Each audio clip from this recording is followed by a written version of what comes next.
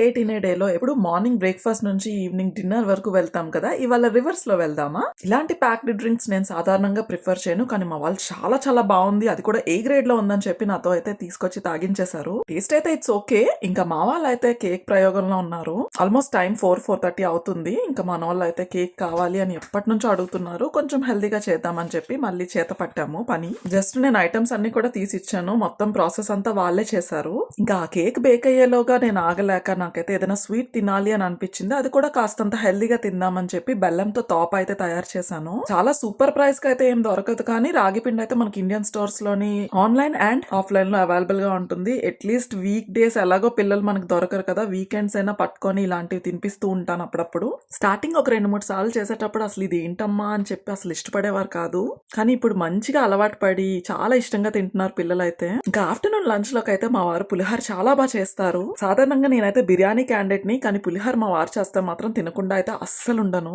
ఇంకా morning breakfast కోసం అయితే నిన్నటి ఇడ్లీ బ్యాటర్ కొంచెం ఉండిపోతే దాన్ని అయితే పునుకుల్లా వేసేసాను, మంచిగా క్యాబేజ్ ఇంకా ఆనియన్ వేసి. Hope you enjoyed the video and thanks for watching.